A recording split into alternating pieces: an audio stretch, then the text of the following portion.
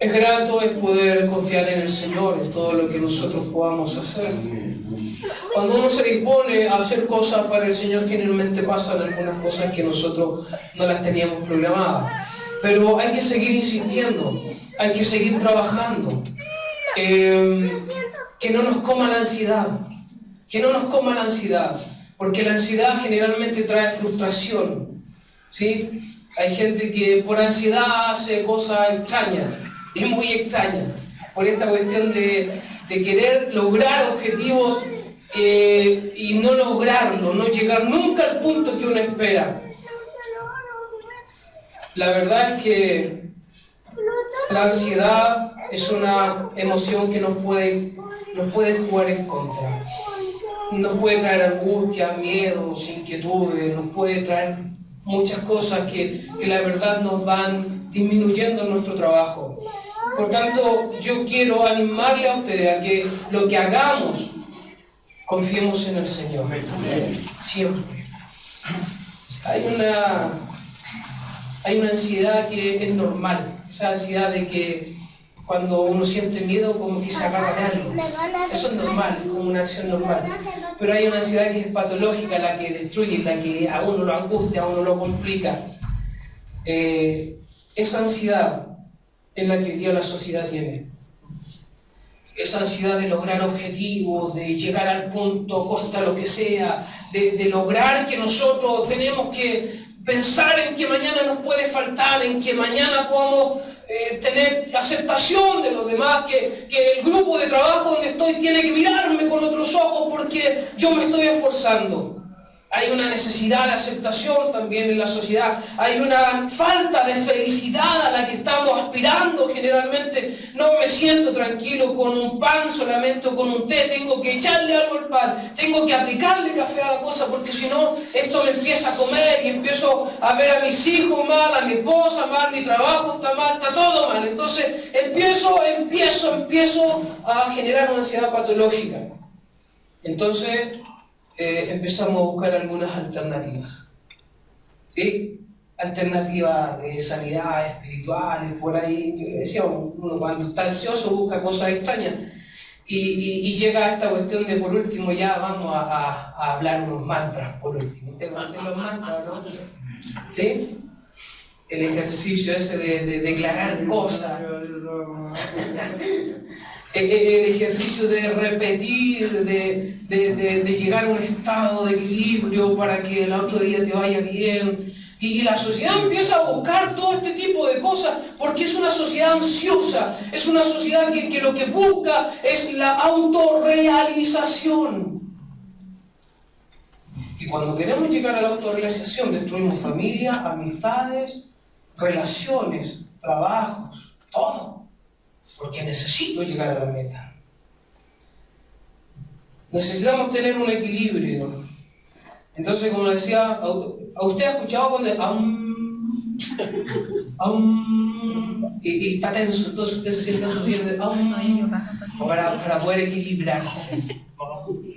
Y después salimos de eso y el cabrón chico nos dio vuelta a la taza y hasta ahí llegó el manto y se acabó todo. La paz. Amigos míos, ¿qué nos dice el Señor a partir de esto? Mateo 6:25 dice: por eso os digo, no os preocupéis por vuestra vida, qué comeréis o qué beberéis, ni por vuestro cuerpo que vestiréis. ¿No es la vida más que el alimento y el cuerpo más que la ropa? Seguimos adelante. Mirad las aves del cielo que no siembran, ni ciegan, ni recogen en graneros. Sin embargo, vuestro Padre Celestial las alimenta. ¿No sois vosotros de mucho más valor que ellas? ¿Quién de vosotros, por ansioso que esté, puede añadir una hora al curso de su vida?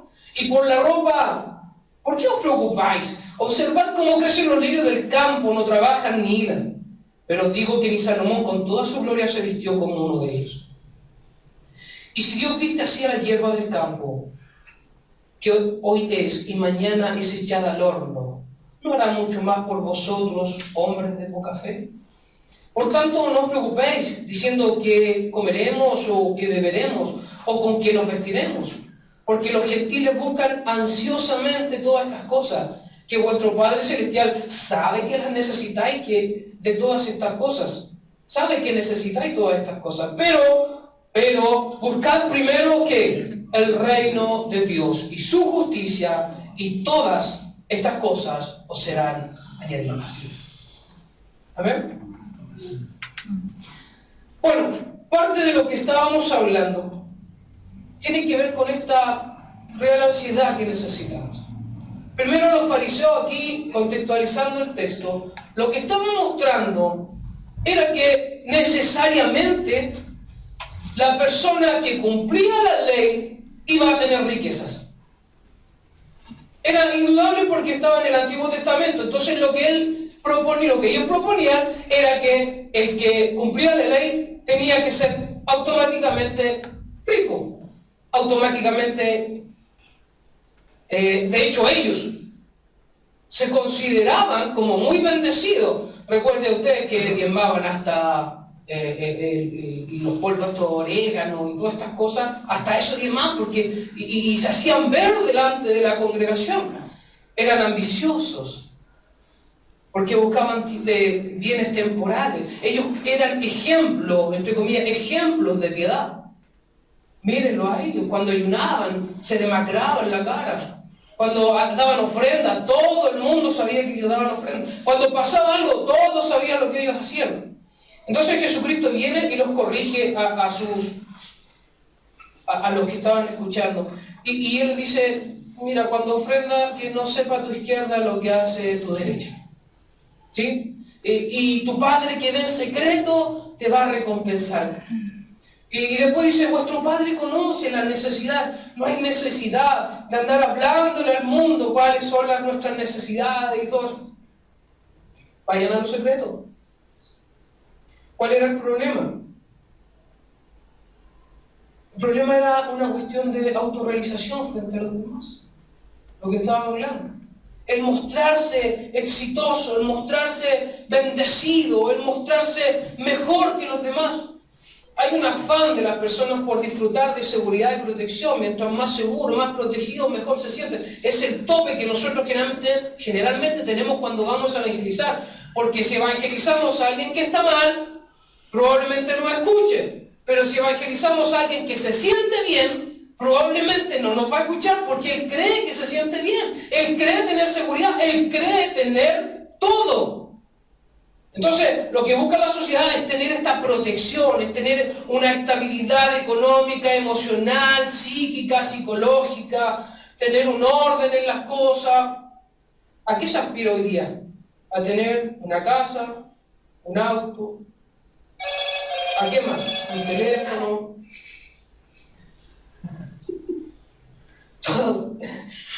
Todo lo anterior es manipulación del pecado que asedia a la sociedad. ¿Por qué? Porque el hombre, mientras más responda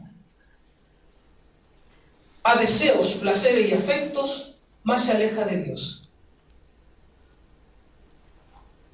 ¿Entiendes eso? Cuando nosotros compramos un auto, no lo compramos por necesidad muchas veces. Lo compramos solo por un deseo, por una necesidad. Por placer. Lo que tenemos, ¿lo tenemos por placer o por necesidad? Muchas de las cosas que nosotros tenemos, a veces son más por placer que por necesidad. Entonces, cuando el hombre actúa por sus deseos, por sus placeres y por sus afectos, se aleja del plan de Dios. Porque el plan de Dios es que el hombre actúe con inteligencia y que use su cerebro para tomar decisiones. Por algo Dios nos dio un cerebrito. Hay gente que claramente que poco lo usamos, ¿cierto? Poco lo usamos a veces, pero hay que usarlo. El Señor nos dio una condición para actuar inteligentemente, utilizando la mente y la comprensión. O sea, vamos al plan inicial. Si con todo lo corrompido que nosotros estamos, hemos tenido avances científicos y tecnológicos, cosa que Dios tenía determinado para nosotros, ¿cuánto más avance hubiésemos tenido si no hubiésemos sido corrompidos por el pecado? ¿Cuánto más desarrollados estaríamos como humanidad si el pecado no actuara en nosotros, en sus deseos, placeres y afectos? ¿Se da cuenta lo que significa el pecado en la sociedad? Entonces esto nos condiciona a reaccionar prejuiciosamente, nos condiciona a reaccionar bajo nuestros propios intereses. Lo que el Señor demanda no es la autorrealización, sino es el, no sé si se dice así, pero el vaciamiento, ¿sí? Es el despojo de la persona, de sus intereses, de su pecaminosidad, de sus deseos, para entregarse por el otro. Amén. Allí está el Evangelio. Cuando nosotros actuamos con nuestros deseos, nuestros placeres y nuestros intereses, entonces nosotros lo que estamos haciendo es haciendo que el pecado emerja. Pero cuando nosotros nos vaciamos, cuando nosotros nos entregamos, cuando nosotros damos por el otro, caminamos una milla más de lo que la ley dice, cargamos más de lo que debiésemos, damos lo que no tenemos, allí está el Espíritu de Dios obrando. Él le decía al Señor a los fariseos, le dijo: vosotros son los que justificáis, ustedes se justifican a vosotros mismos ante los hombres, pero Dios conoce sus corazones, porque lo que entre los hombres es de alta estima, para Dios es abominación. Lo que significa que tenemos que empezar a pensar de acuerdo al reino de Dios. ¿Por qué? Porque si no nos empezamos a afligir. Y el hombre no descansa cuando está envanecido. El hombre no descansa cuando está ensimismado. Empieza a pensar: ¿cómo lo voy a hacer? ¿Cómo voy a actuar? ¿Qué voy a hacer para que no me falte el pan? ¿Qué voy a hacer para echarle benzina al auto? ¿Qué voy a hacer para que mis hijos no se enfermen? Y eso empieza a calar en el corazón del hombre y empieza a retroceder. Y lo que Dios quiere es que nosotros avancemos. El deseo del mundo son las riquezas. El del creyente, la gloria de Dios. Para el cristiano, en el tiempo presente, la sociedad pone su gloria en las cosas del mundo y la gloria del creyente en la cruz de Cristo. Cuando nosotros pensamos como hijos de Dios, nuestra gloria y nuestro pensamiento no debe estar supeditado a lo que tengo o a lo que no tengo. No puede estar sujetado a lo que me falta. Yo tengo que confiar en que Dios proveerá y Dios nos dará de sus bendiciones. Amén. ¿Por qué? Porque nosotros somos hijos de Dios, estamos en Él, estamos confiados en Él. Él es nuestro sustento. Amén. Así brille vuestra luz delante de los hombres, para que vean que vuestras buenas obras, vuestras buenas acciones, y glorifiquen al Padre que está en los cielos. Cuando usted ve a alguien que está complicado porque no tiene recursos, porque no tiene trabajo, porque no tiene nada, lo que debemos hacer es ir a orar y enseñarle a confiar en Dios, porque Dios nos da seguridad. Amén. Una persona que quiera seguridad en su vida, una persona que quiera real seguridad en su vida, debe empezar a glorificar a Dios, porque allí va a estar su descanso. Amén. No podemos nosotros alardear o jactarnos o ensanchar nuestro pecho por lo que tenemos. Debemos nosotros glorificar a Cristo, glorificarnos en la cruz de Cristo, reflexionar, reflejar a Cristo para que los demás puedan reconocerlo. Dios no está en contra de la riqueza, eso lo vamos a dejar claro. Dios no está en contra de la riqueza. Dios no está en contra de la comodidad, ni del auto, ni de nada. Dios lo que quiere es que usted y yo entendamos dónde está nuestro punto. ¿Dónde está nuestro interés? ¿Dónde está Dios en nuestra escala de valores? Cualquier objeto de seguridad terrenal que el ser humano tenga es temporal. Y nosotros, pregunta, ¿somos temporales? ¿Sí o no? No. Es temporal y limitado. Cualquier cosa es temporal y limitado. En cambio, nuestra vida es eterna y no depende de nadie más que de Dios.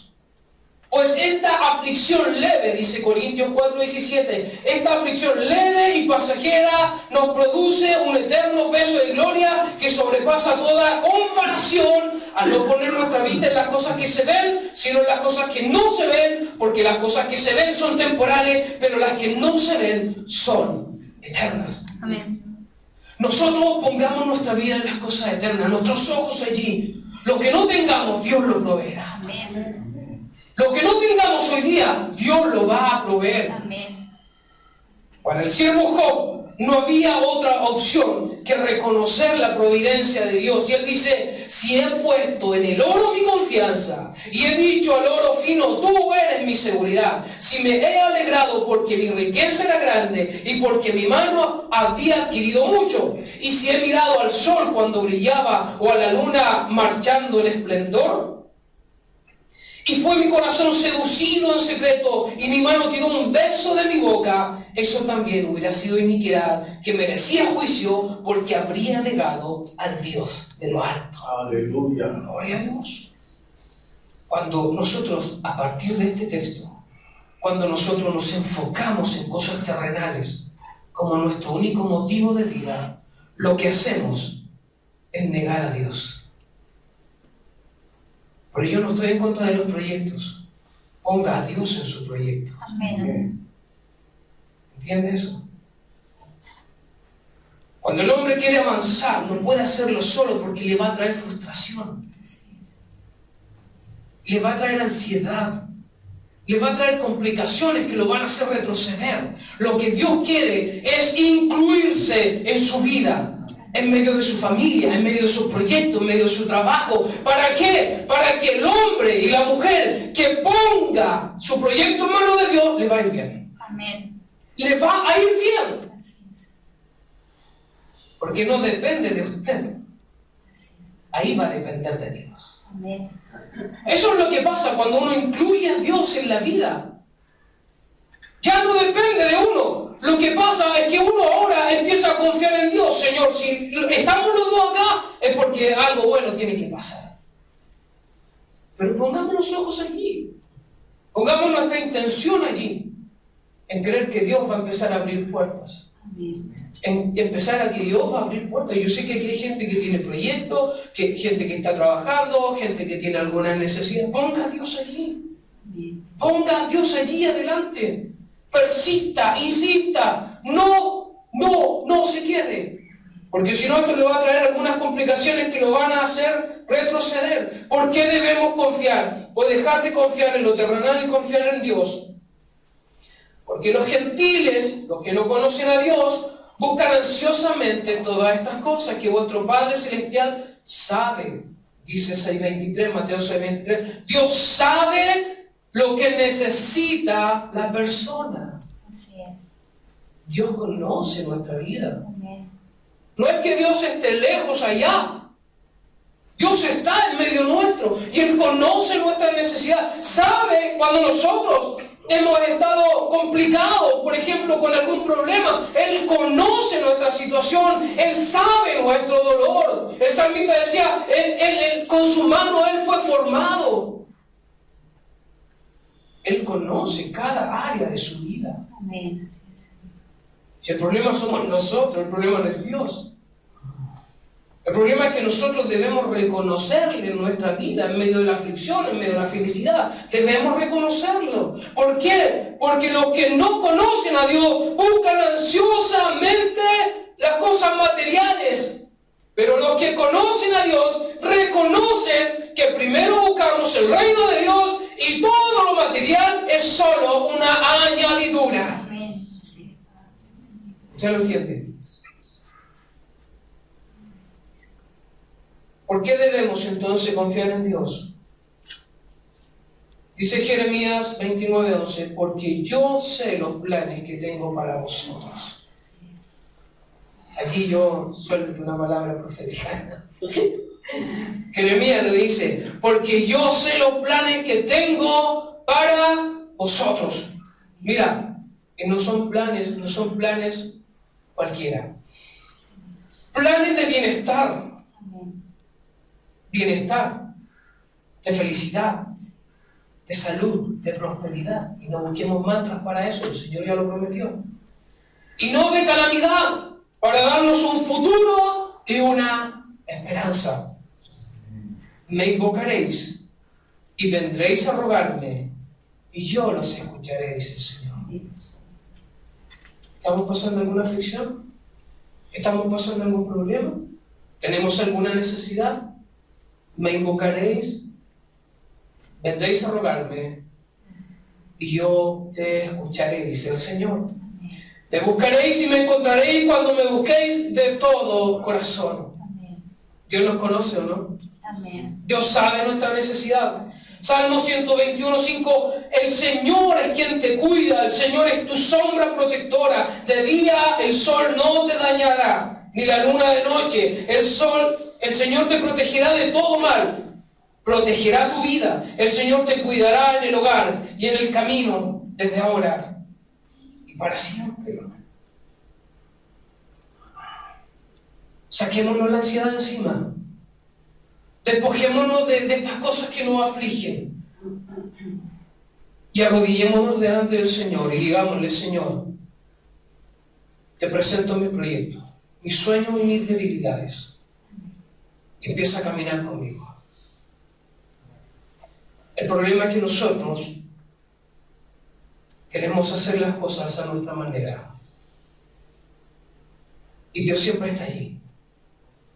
Dios siempre está allí para escucharnos. No importa nuestra personalidad, no importa lo que nosotros hagamos o lo que no hagamos. Dios está y está escuchando nuestra vida.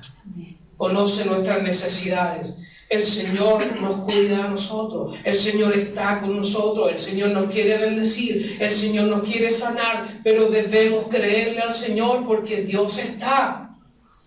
Vengan a mí, dice Mateo 11:28, ustedes que están cansados y agobiados, y yo los haré descansar.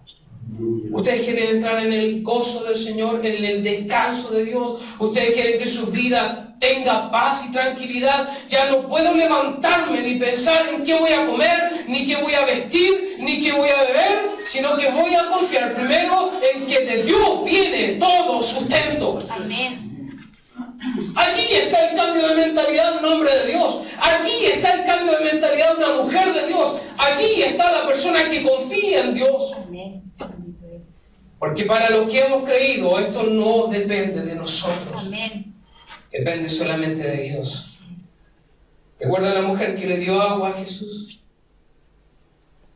Cuando le dijo: el que beba de esta agua que yo doy, no tendrá sed jamás. Hay necesidades en la sociedad. Hay esta búsqueda de la autorrealización. Está esta carrera por cumplir la meta. Los estándares que el mundo nos dice. El que viene a Cristo no va a tener esas necesidades. Porque en Cristo hay seguridad. Porque en Cristo hay paz. Porque en Cristo hay armonía. Porque en Cristo está todo lo que nosotros necesitamos. ¿Usted no entiende? Usted se da cuenta de esto. Aleluya. El que beba de esta agua no va a tener más necesidad. Gracias, Señor. Somos eternos Amén. y no estamos solos. Amén. Gracias. No estamos solos. Incline su rostro. Incline su rostro. Cualquier trabajo, cualquier cosa, ponga a Dios primero. Y Él va a abrir las puertas que usted no ha podido abrir. Cualquier situación, Él la va a abrir. Y si no sucede, siga confiando en Dios. Porque nosotros somos hijos de Dios. Y Él es nuestro Padre proveedor. Señor, gracias te doy.